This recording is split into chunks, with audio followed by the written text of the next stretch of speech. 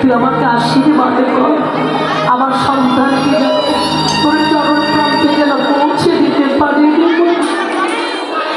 রামকৃষ্ণদেব ছুটে চললে বাগবাজারে গিরিশ ঘোষ মৃত্যু শয্যার সাহিত্য ঘরের বারোটায় দাঁড়িয়ে ডাক দিয়েছি, গিরিশ কইলে গিরিশ আমার কাছে আয়, আমার কাছে আয় বাবা।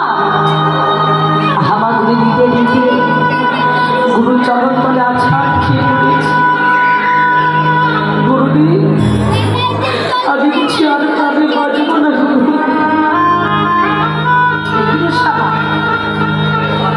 তুই এমন করে কাঁদছিস কেন রে? তোর কি হয়েছে বল? গুরুদেব তুমি কতবার করে বলেছিলে প্লিজ মতে খাস না রে বাবা।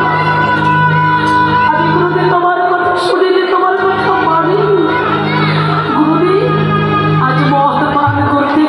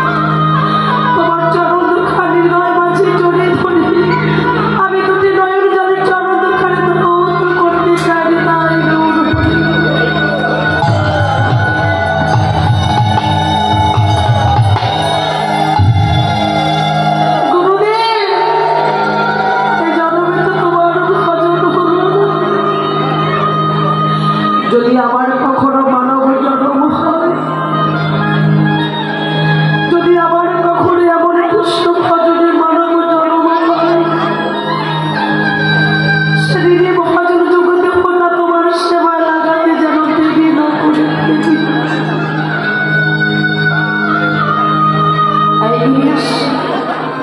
কেন তুই এমন করে কাঁদছিস? কেন তুই এমন করে কাঁদছিস? তোকে বাঁচতে হবে। শুনেছি ক্যান্সারে যার হয় সে তো আর কানে বাঁচে। এই ব্যাধি যার একবার হয় সে তো আর ফিরে আসে না।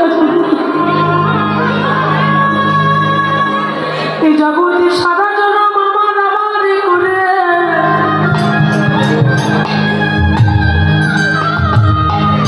এই জগৎ সংসার পেয়ে অহংকারে মত্ত হয়ে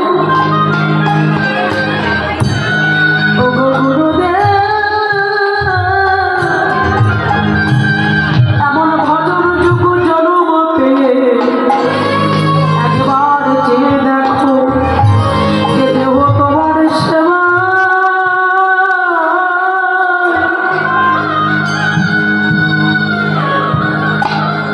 তোমার সেবা লাগিল লাগিল না